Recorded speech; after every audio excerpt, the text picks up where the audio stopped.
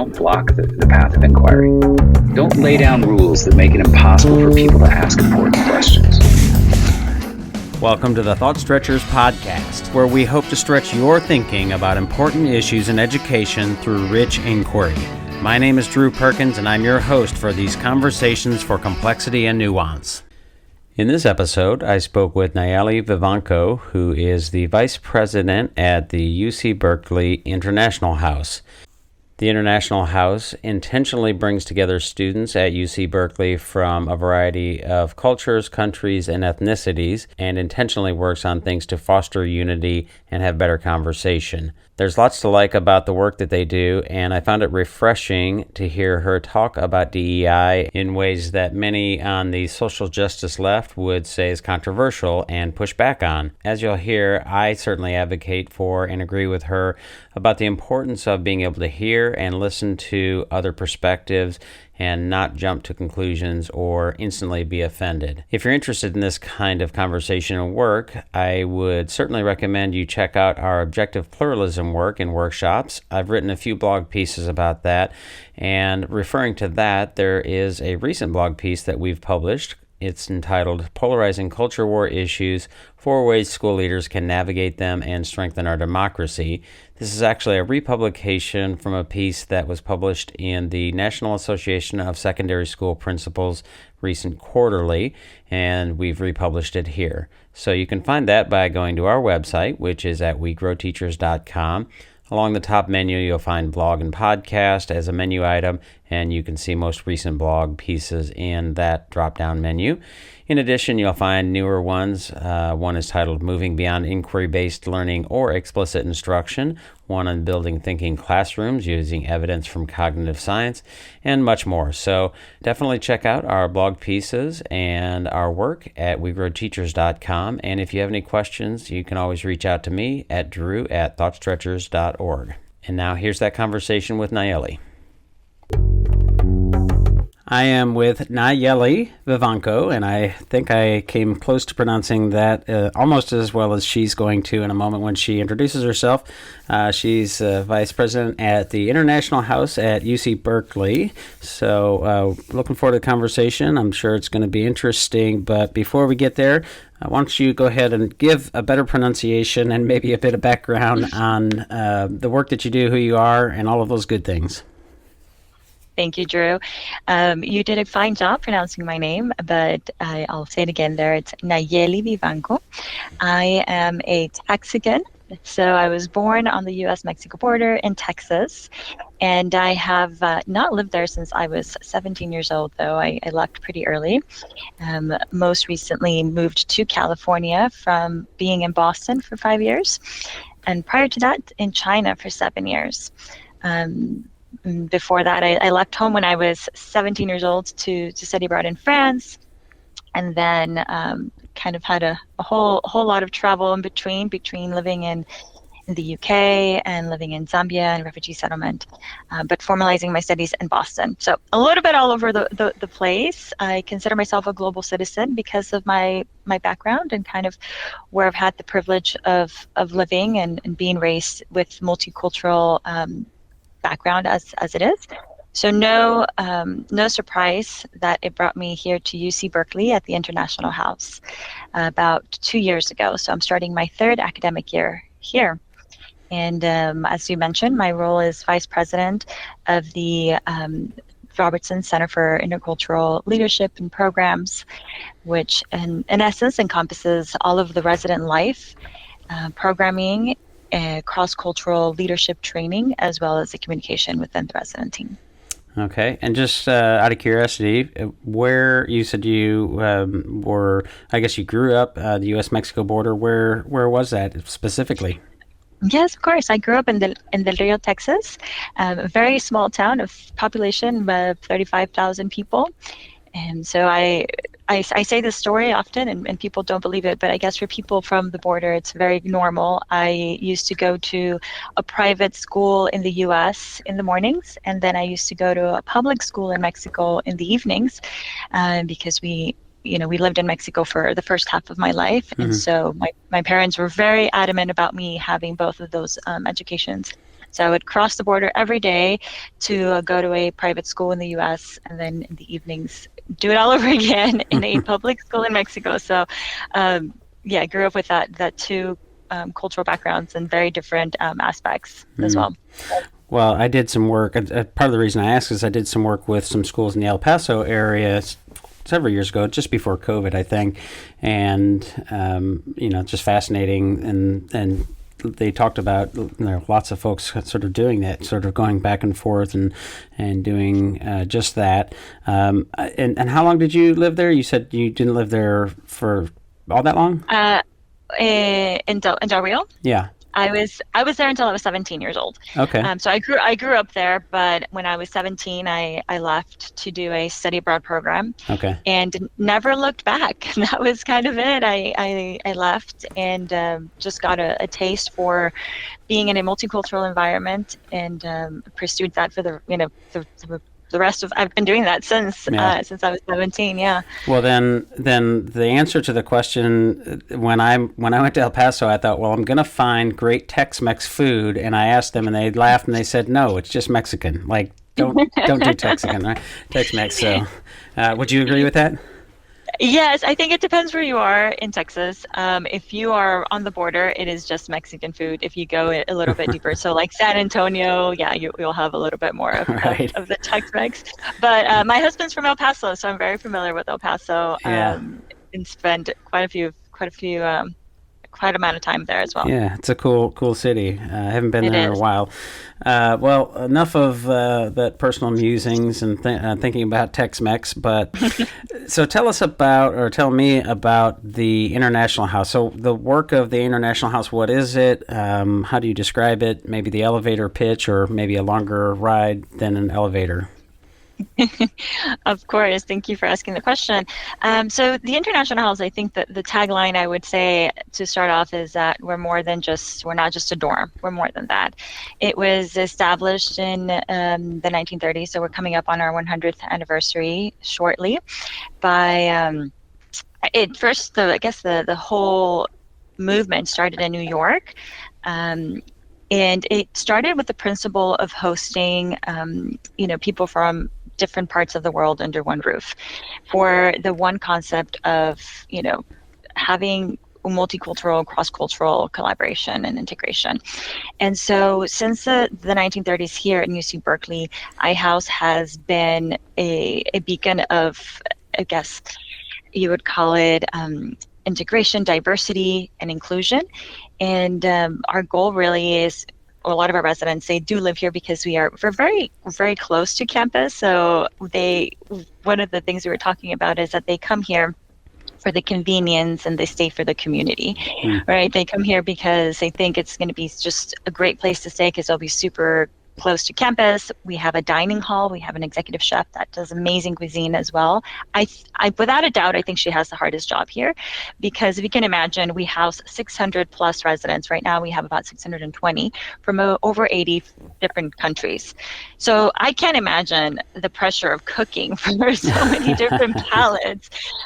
So we always joke and say that she has the hardest job because, it's hard to please, right? Everyone's going to say everyone has their own taste buds and levels of authenticity of what they believe is one cuisine. To your point about Tex-Mex, right? Exactly.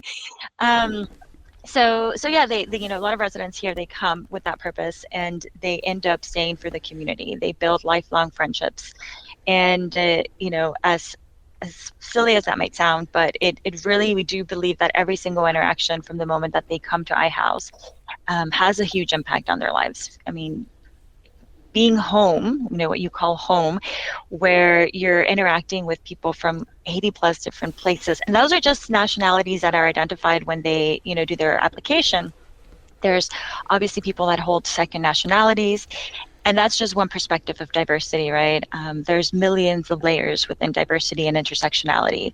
So really this place is, and that's why I say when I first came here, I knew I belonged here. I wanted to be part of this movement because it is just such a unique space to be in a building that holds so many different identities and perspectives. And so our goal and our mission is to foster these interactions for, better understanding of one another, in order to have a more just and peaceful world, right? We want to be able to have these residents leave iHouse becoming global citizens to be able to better navigate the current, global situation, which is not an easy one, and it is ever so changing. So that is our mission in a nutshell, in my own words, of what we do and how we do that. There are very intentional things that we do, but then there are also very organic opportunities for people to interact, right? Our dining hall is one of those places. People talking to residents, they say all the time, you sit down and you always meet someone new in the dining hall, because people are here to put themselves out of that comfort zone. And the conversations that take place in those dining halls, like if those walls could talk, I'm sure they would have some amazing stories to tell. Yeah, one of the things that I've said for a long time, just in regards to teachers and professional development, which is the bulk of the work that we do, is that the ability or the opportunity for teachers, and I think this is kind of what you're referring to being able to be able to sit down and have meals together, to break bread or whatever those things, so sort of informal organic conversations that can come from there, from those settings, I think is really, really important. And, we're in Kentucky, and lots of the schools here have very small, very short lunch periods, and it's very difficult to really connect with your fellow professionals.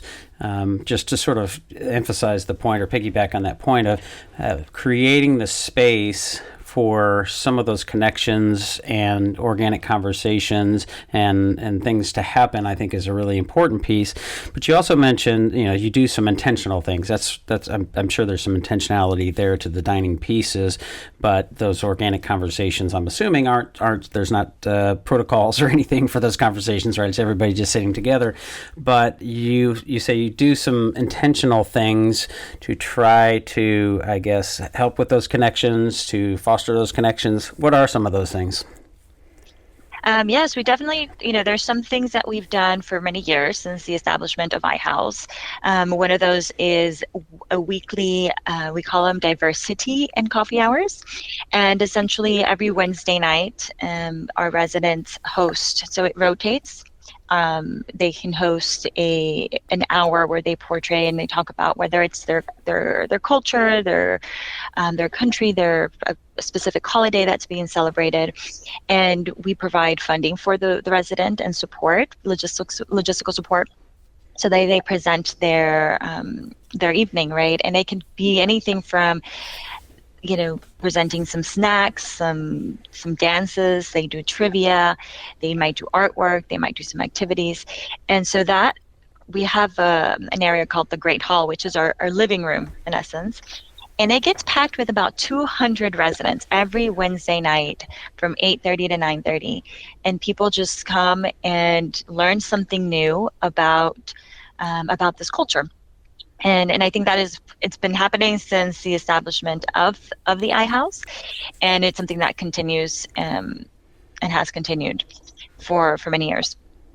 And so that's one example. We also have our Sunday suppers, which take place every Sunday.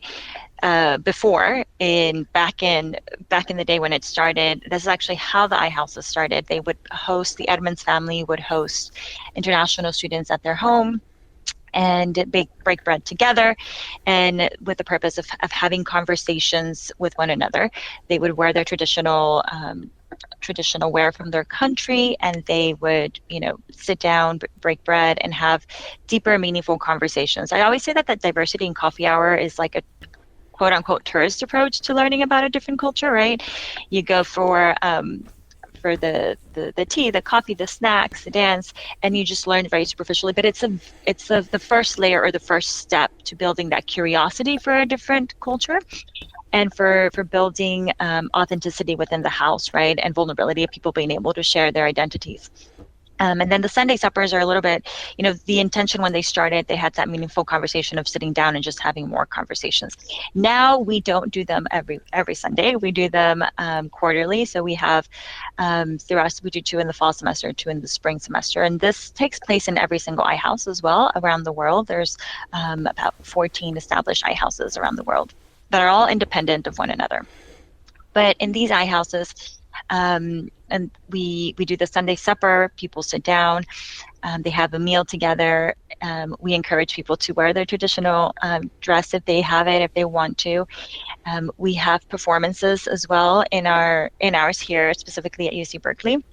Our residents perform. There is so much talent in this house.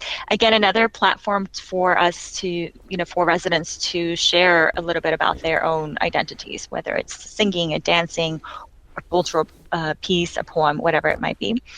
And we also provide a platform for residents to speak in these Sunday suppers, right? It can be any topic that they might want. We might also bring alumni to it. But it's, again, another opportunity for them to just connect and get to know somebody different. We do seating plans so people don't, you sit with someone new. That's the whole point. Mm-hmm. And then another one that I like to talk about is a new initiative that I started, which is the critical conversations. And these critical conversations, again, the idea is to bring forth these difficult conversations, right? I think that nowadays people avoid having difficult conversations. They don't want to have these challenging interactions because they don't want to, offend someone. You don't want to say the wrong thing. But I truly believe that stops us from learning from one another and stops us from having meaningful discourse and learning and what eventually does lead to understanding in a more peaceful world, right? So these critical conversations are much smaller. They're not as popular because it takes a lot to put yourself in those situations. And we might have a topic that we might come up with a topic, or we do have resident leaders, resident workers that are in my office, and I challenge them and say, hey, what is a topic that y'all want to talk about or discuss, and I want you to lead this conversation. We do prepare them with some ways, some cues to moderate these conversations. And then I usually try not to be present. I try to be more organic and just have the residents themselves, right? I think having faculty or staff present can always change the vibes of the conversation. So we provide the platform, we provide the structure, and then we let them, have these conversations. And a lot of meaningful things, and learnings have come out of those. People will come and tell me afterwards and say, wow, I had no idea that, this or the other. And I think those are the growing pains, the growing moments that I'm the most proud of, right? That's like the second layer of meaningful conversations.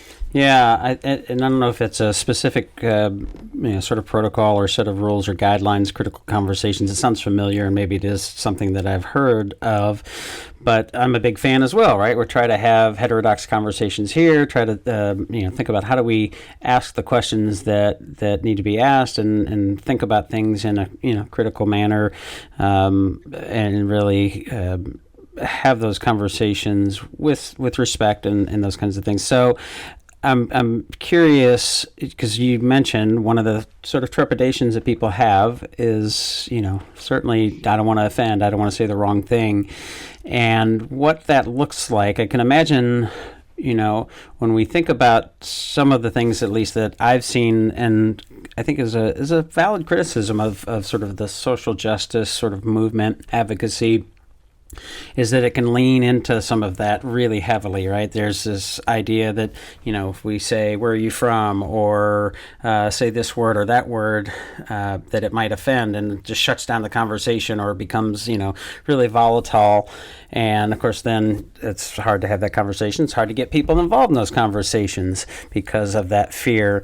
So I'm curious, especially because you've got people from all over the place and their norms and customs and language and what they think is appropriate or not appropriate, or whatever that right terminology might be. How you sort of foster those conversations, or I guess prepare them to be able to have those conversations.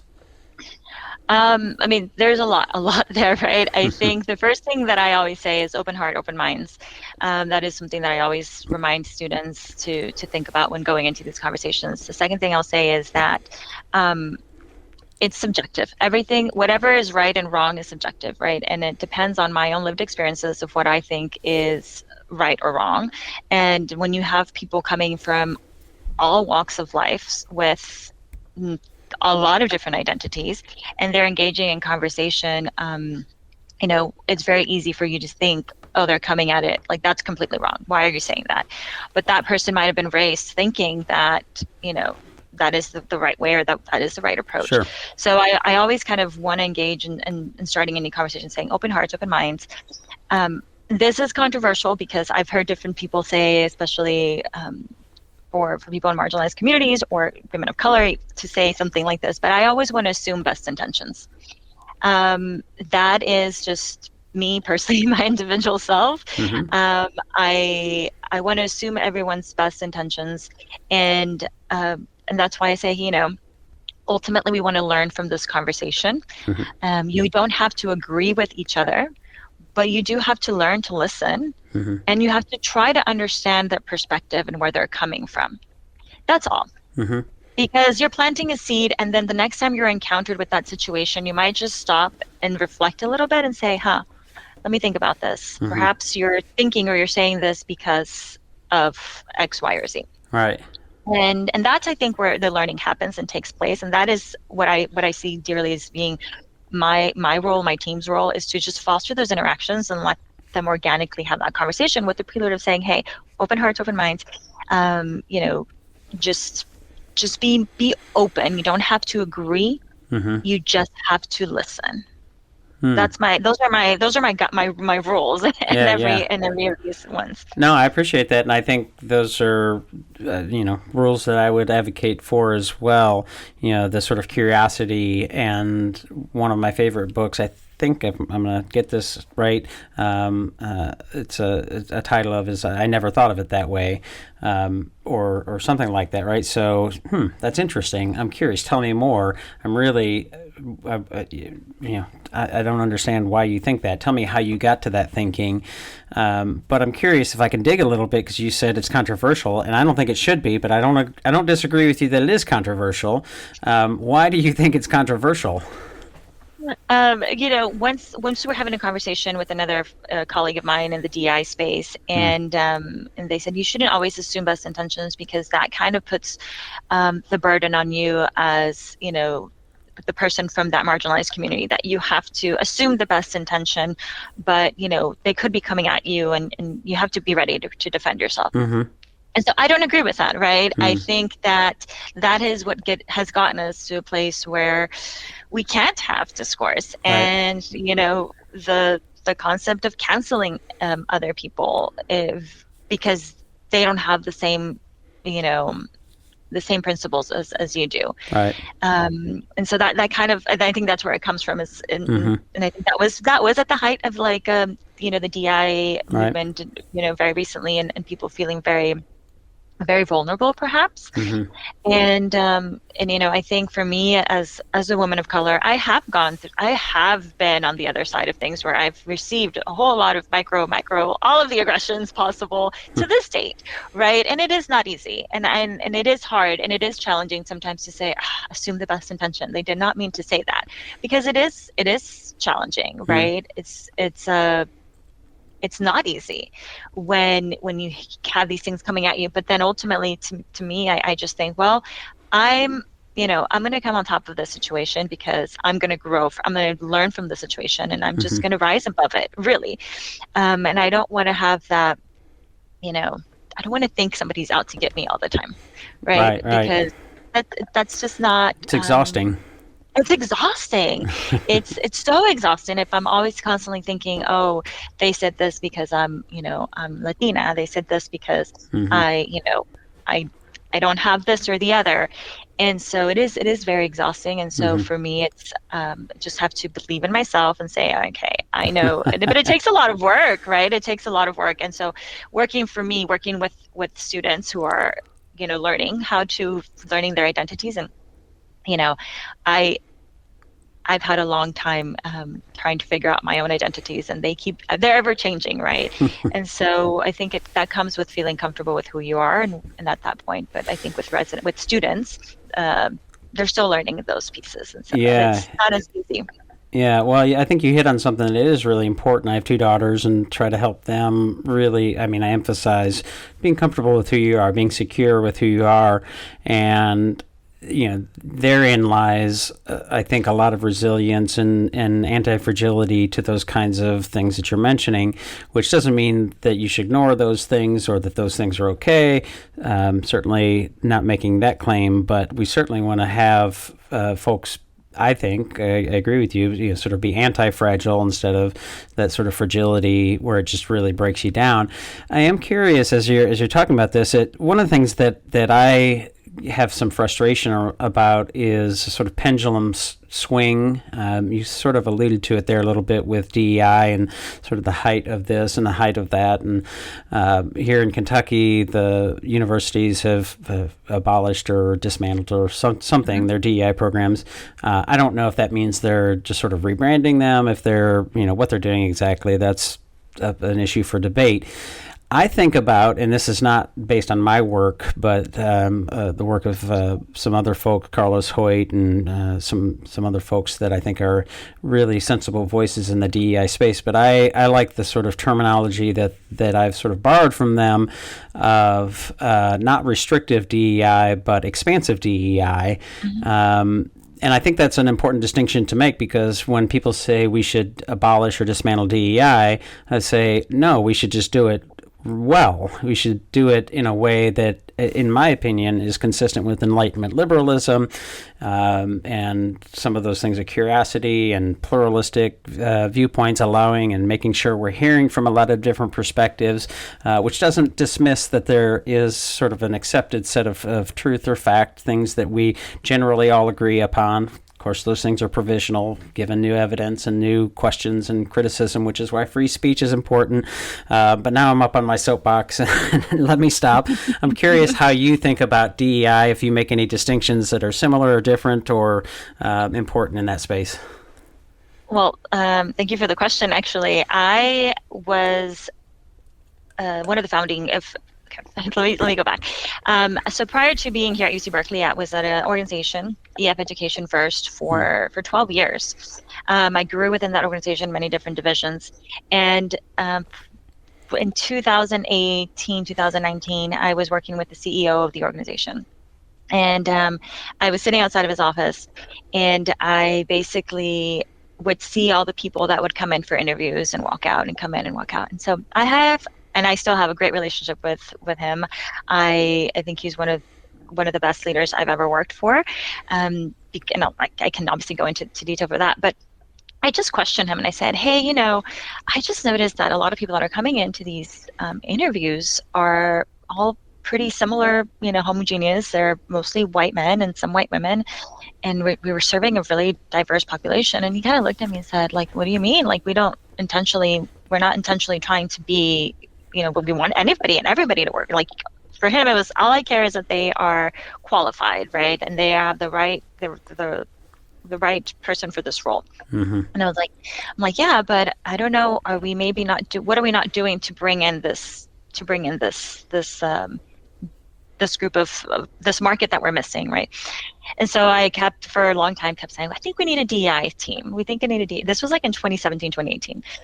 And he was like, I don't know, but was very interested in having this conversation and said, why don't we do more research? And like, I want to know why we're not attracting, this candidate pool that you're talking about. So I started working on this recruitment and trying to identify, what is it that we're doing and how can we improve our recruitment tactics and methods, because there's a reason, right? And long story short, I went into maternity leave in 2019, at the end of 2019, right before COVID. Then the murder of George Floyd happened, and the height of all of this movement just kind of simmered up again. And he calls me and he says, so I think we need a DEI team. And I was like, yes, we do. So I started the team, and one of the reasons I think he's an incredible leader is because he was always, he didn't want to call it out like we need to be separated and calling it a DEI. Like, we should just be integrating into everything that we do. And I agree fully with that. I think that is very true. The fact that diversity, equity, and inclusion should be integrated into your company and organization. It needed to be called out separately because it was non-existent, right? It was just to kind of make that like notion, hey, wake up. We need to be intentional with our recruitment. We need to be intentional of how we're doing things, of our practices. And I think that's exactly what we did. They still have this division, and it's grown immensely. And a big part of it was training, recruitment efforts, but training our managers to be, inclusive leaders, and just acknowledging the space and creating and fostering inclusive spaces, which it's just part of the DNA of the organization. And so for me, I went this past summer, I went to an AFSA conference and met a lot of colleagues from Texas, and where they were telling me, well, we can't call it DEI, we have to call it something else. And so it is very frustrating for me who was in the field and has been, and I do consider myself being in the field, to see these changes, because to your point, like, we shouldn't, it should just be done right, and it should be integrated. We should be intentional of how an organization does, and it's not just how they quote unquote do DEI, but it's like, be an inclusive organization, be intentional and create these spaces for your employees to have an engaging conversation, right? Diversity, recruiting diverse, quote unquote, diverse candidates, whatever that means. And people ask me that all the time. And I was like, no, it's just hire the best people, but bring in diversity of thought, right? And diversity of perspective. And that comes from just hiring, people that can bring all of these different perspectives. But it's not enough to have this diversity within your organization. The next step is just to basically create and foster opportunities for them to have conversations. Okay, so yeah, I dropped you for a few moments there, and I think I'm not sure if we want to finish that thought, but one of the things that you're talking about is diversity, and you asked the question, and people ask you all the time, what do we mean by diversity? I was going to actually ask you that. What do you mean by diversity? And as I was thinking that, then you went on to say something like, things like diversity of thought and diversity of perspective, which again, I don't know if you think this is controversial, but I would say that in fact is somewhat controversial in the sort of social justice, some of the social justice advocacy.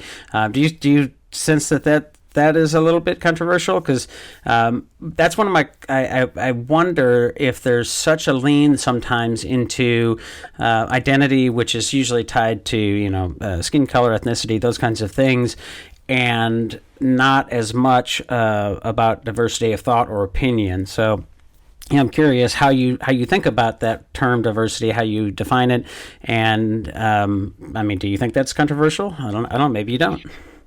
I'm just trying to think about that perspective for a second here.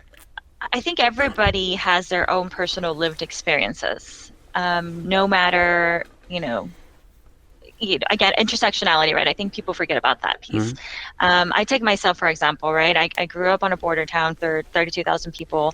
My father passed away when I was 7, so I grew up with a single mother. The odds were ever against me, right? For every single, being Latina, and literally people just had all types of bets going against me. And I, resiliency, I think, is something that was very true to in my life. My lived experiences, my mom pushed me. I was very, very privileged to have a single mother that was very supportive, and pushed me to try to achieve all my goals, and even helped me plant that seed in my brain of go see the world. Right. And I did not have the means to do that by no way, shape, or form. As a matter of fact, for me to go to I did a Rotary exchange program, and it was a scholarship program. But for me to even get to take some, the flights and things were part of the scholarship, but for even me to take some money with me, my family and my community sold food plates. That's a very common thing in Texas. I don't know if it is around other places, and especially Latino communities. My entire community came together and did these things. So while I do recognize the privilege that I've had to be able to be given those opportunities, I know that I worked really hard for those, and I tried to beat the odds ever so. So that, when we talk about different perspectives and ideas, my lived experiences have helped me build those perspectives and have helped me build those ideas going into my adult life. And I think everybody has something to share, regardless of the adversities that they have faced, right? I think it is important when I talk about that differences of perspectives, experiences. It's based on wherever you might come from. I don't think I think you would kind of be cutting yourself short and saying, well, I don't have certain experiences or perspectives or whatever, but we all do. We all have very different ones. And yeah, I don't know. I don't know if that makes sense. Yeah, well, so the book that I referred to earlier is by Monica Guzman, and she ethnically has certainly some similarities with you. I think her parents were raised and born in Mexico. If I'm remembering correctly, she was born in the States, but I may be wrong about that. Anyways, in that book, I never thought of it that way. She does really great work with Braver Angels. If you're familiar with Braver Angels, great depolarization organization, grassroots. Anyways, one of the things that she writes about in that book, which, as you were talking, made me think about this sort of diversity of opinion, diversity of thought and perspective. Her parents, she's pretty left-leaning, Democrat voting, that kind of thing. Her parents are sort of Trump supporters, and it just sort of blew her mind, right? Like, why and how could this possibly be, given the circumstances and things that we would know about, and all of that. And so when you think about, even in Texas, you hear about the Latino community, sort of some of them shifting towards the right in the Republican Party or Trump or whatever. And those are different perspectives that are not necessarily consistent with what the sort of stereotypical identity might be. Some of the same thing true with African American community, and people will say, especially from sort of right-leaning, center-right even, they say, well, somebody like Thomas Sowell's work is not something that would be valued in a public education library or something like that. And so, while we would see lots of copies of Ibram X. Kendi, certainly something like that, or Clarence Thomas, who, like his opinions or not, has obviously been very successful in his life to be a Supreme Court justice. So that kind of diversity of thought or opinion, and how sometimes it sort of collides with the quote unquote identity.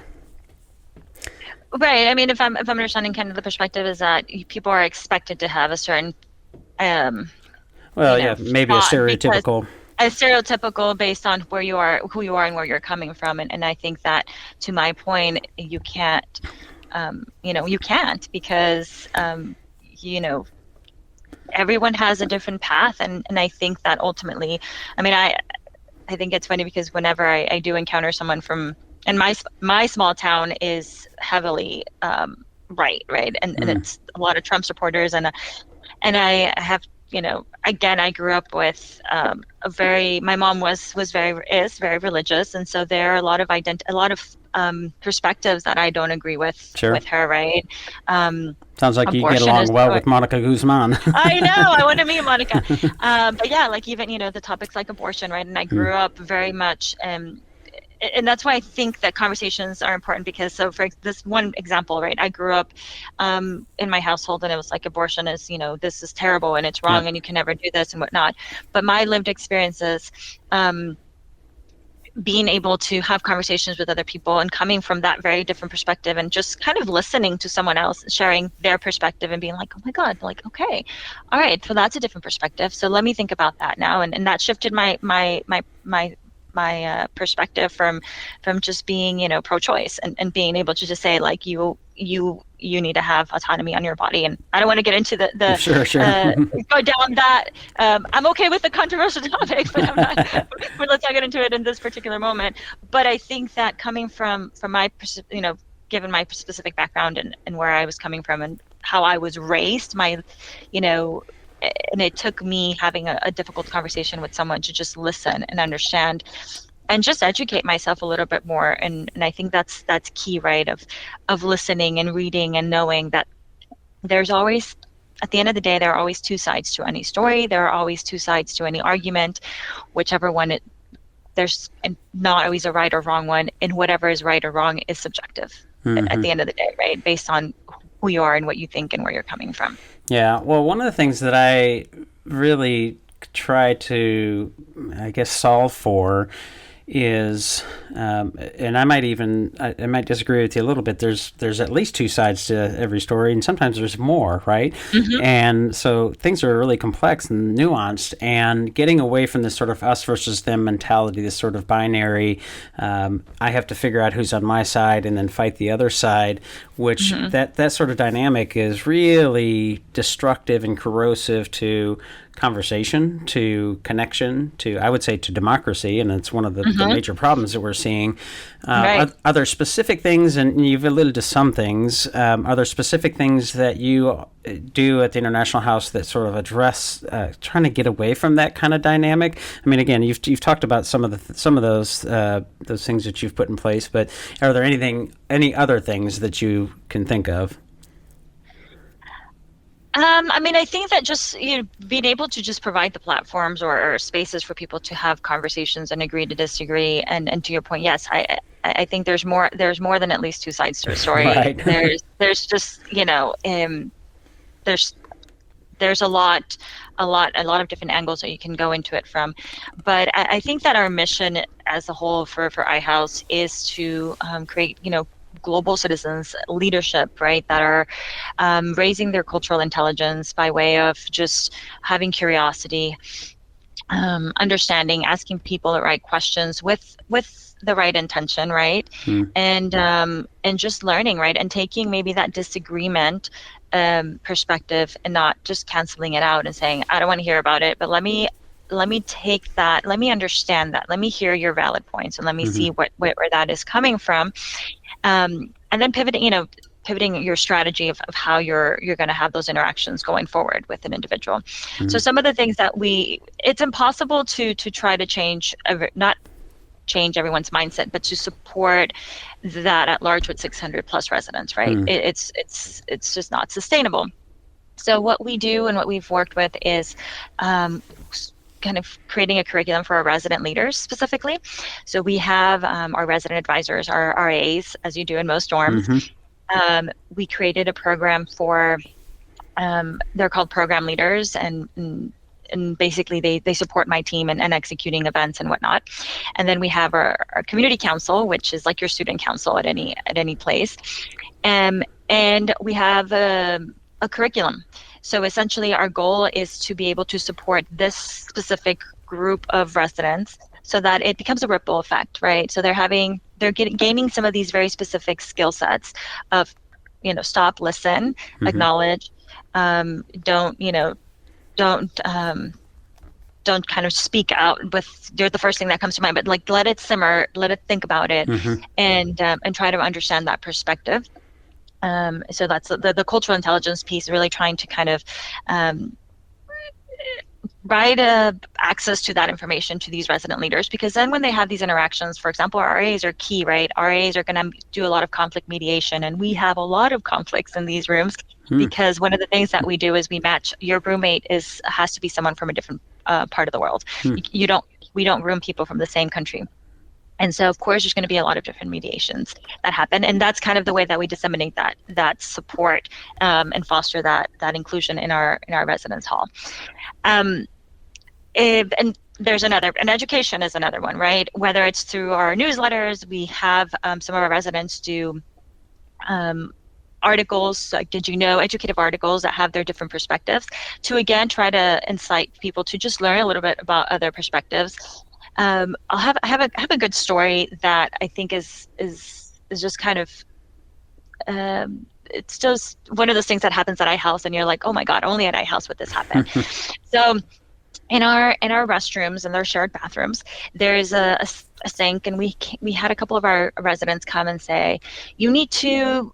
Very disgusting things are happening in our sink, and it was in the male restroom. I remember this. You need to stop this immediately. You need to make sure that this situation stops immediately. I'm like, well, tell me what's going on.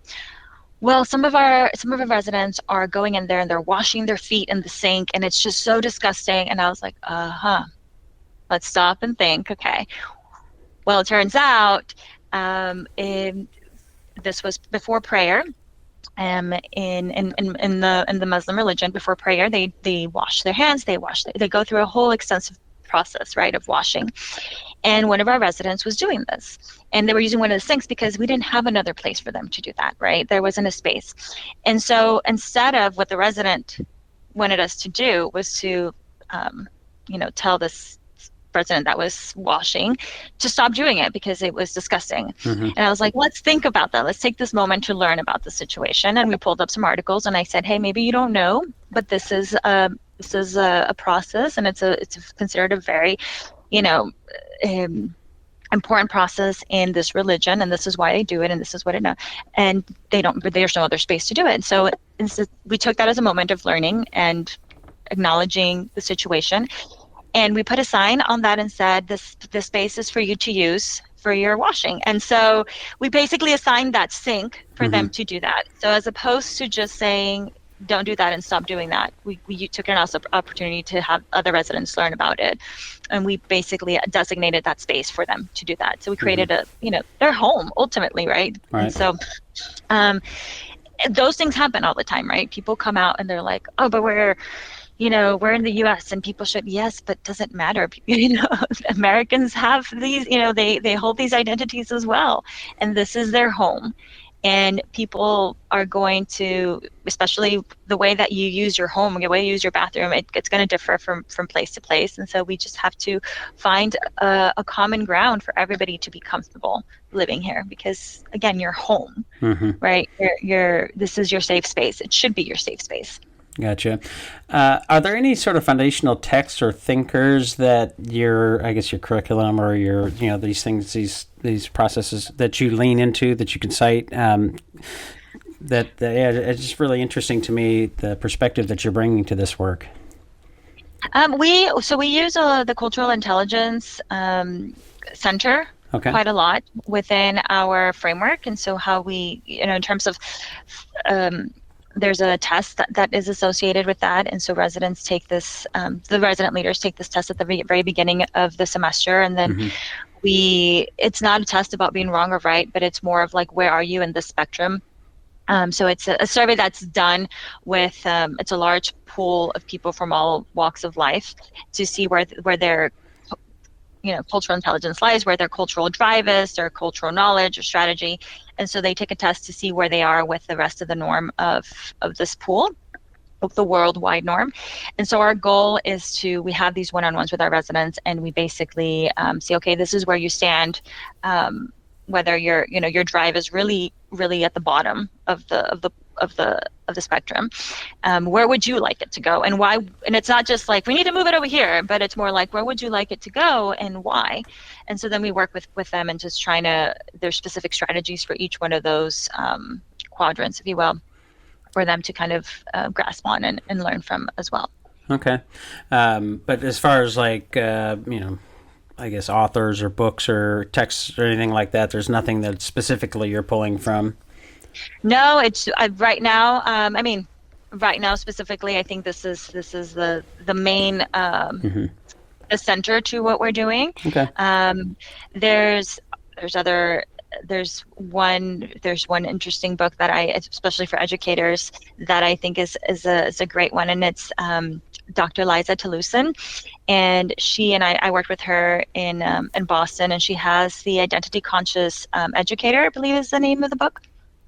And I think I worked with her when we were developing the DEI division at EF Education First, and I learned so much from her from that identity perspective, and being identity conscious, and fostering those conversations. So an interesting fact about me is that growing up, I was very and I still am very anti-conflict. I don't like to engage in, I'm always like, I always get anxious, but it's like, but then again, it's part of my work, and it's part of where I learned the most is putting myself in those conversations. But Dr. Liza, for example, talks a lot about, understanding the different identity, different perspectives, taking a step back and as educators, holding space for people to share their identities and to talk about the different identities, right? I think for a long time, nobody wanted to talk about any of these things, right? We had, you just don't talk about race, you don't talk about religion, you don't talk about sexual identity, and everyone's happy, but then nobody is really truly happy in the end. So yeah, well, that's interesting. So identity conscious educator, you think, is the name of that? Okay. Yes, I can. We'll try to make sure that gets in the show notes. Yeah, I mean, certainly, generationally, lots of these things weren't things that we were supposed to talk about, and now I guess maybe it's quite the opposite. It's like that's maybe all we're talking about. Sometimes it feels that way. One of the reasons I ask about the sort of foundational texts and thinkers is because I'm wondering, if I'm thinking about the sort of national landscape and this polarization and political tensions and the ways in which that sort of plays out, and I certainly think that geographically and demographically it's much different in certain places. UC Berkeley being a place certainly not known for its hard right conservative politics, right? I mean, definitely more left leaning, and then you go in different places in the country, you'd see much different. And a much different sort of perspective, and even the language, right? The language that you're using, which is not unfamiliar to me, but people sort of on the right would maybe, lived experience and diversity and all these things, these words that sometimes are triggering. However, many of the things that you're saying, like you're saying, this might be controversial, this seems like it might be controversial, I think I guess those perspectives and those approaches, the way that you're describing the work, which is very consistent with how I think about the work as well, would likely, I guess, gain some purchase in some of those, moderately right of center kinds of spaces, because, you're talking about things that are, I would say, consistent with, again, Enlightenment liberal principles, which is what we sort of really think about leaning into, fallibility, empiricism, thinking about the truth, and I could go into much more depth on that. But I'm curious, two questions here that I can hopefully wind my way to. One, which is, in your selection process for students, do you have anything in place that kind of gets at or considers, sort of their political leanings, which is maybe part of the identity, and is there maybe some selection bias there of folks who are coming to your program who are probably, leaning more one way, more the other way, which may not be the case at all because it's international and going to be all over the place and not following our American political spectrum. The other part of that question is, do you do any sort of speaking or outreach or have opportunities to communicate and share your work with more sort of right of center kinds of audiences, if that makes sense? And if so, Sure. what's the reception there? No, those are great questions. So to your first question, in terms of our selection process, no, we don't ask any of those questions. And it is interesting because our residents that live here at iHouse the majority are international students. We do host domestic students as well, which is also very important to note because there's that interaction. But people that are coming here, they're coming because they're coming to UC Berkeley, right? They're coming because of the research or whatever it might be. But what I have found is that even in our conversations, and I tell my team as well often, is that when we're engaging with our international student population, DEI doesn't, we have to use different language, right? We can't say things like DEI, we can't, because they're like, what are you talking about? Right, Even, right. I always, every time I introduce myself, I identify my my pronouns, and so I always say that at the beginning. I'm like, I'm trying to prepare you when you go to your class at UC Berkeley, and this is going to be very normal, right? Because a lot of them are like, what are you doing? What is this?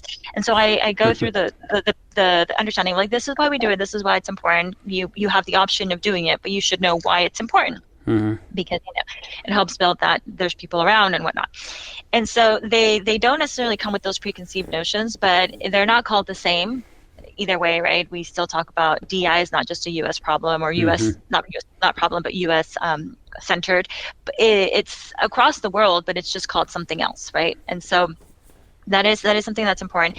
The biggest thing for us in our selection process is that people believe in the mission, right? And that is, to just have a more just and peaceful world through discourse that's that it's missing in the world nowadays. Again, a lot of people might come because they are living here for convenience, so they end up interacting and staying here, creating lifelong friendships and staying for the community. So it does change. If we were only to allow or accept people who were already the exceptional person that we wanted, the global citizen, the this and that, then our mission, then what's our point, right? So we do have to make an effort to, again, bring people that come from all walks of life, because the beautiful thing is that there's a transformation at the end, right? So I think that's a balance with that.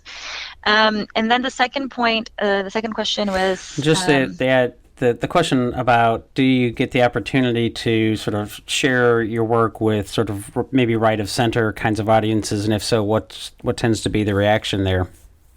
Yeah, I mean, I think what we hope to do at iHouse is to be, we're a platform for all perspectives, right? We want to have engage in conversation with people from all different, perspectives, whether it's right or whether it's left, whether it's center, because again, that's part of our mission, and we want to have these discussions and conversations.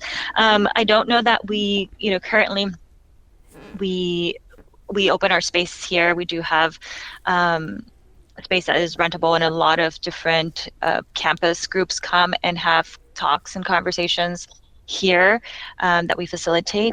And so our hope is that people get to know a little bit more about iHouse and who we are and what we do, and invite them to come and have conversations with us, or collaborate with them. And again, I'm starting my third academic year, so my hope is to be able to create more partnerships with different organizations than we've had, because to your point, it's not just about one group, right. It's expansion and being able to have conversations with all different perspectives. Yeah. Well, I mean, again, the way you talk about it, I think would be certainly, and I'm thinking again of sort of the U.S. and the way that we are so incensed with polarization and the us versus them dynamics. And again, UC Berkeley, I'm sure, continues to draw the ire of anything sort of from the right, sort of what I would say a liberal authoritarian right. But you surely, if you're pulling international students, I mean, it's very likely, I'm thinking of devout Muslims are very likely quite conservative in many of their beliefs. And, so it's not that you're necessarily selecting for, quote unquote, liberal left of center kind of students. So, I don't know, it was just interesting. And as I think about how organizations and folks like yourself are doing this work and how we can move it forward in a way, how do we find those sort of bridges and those connections, because it's so frustrating when we can't, when everything is a fight and everything is you got to dismantle that, abolish this, defund this, or all of those kinds of things. It's just exhausting and never gets us anywhere. It's just a pendulum shift back and forth and back and forth and back and forth. If you had anything you wanted to say there, go ahead.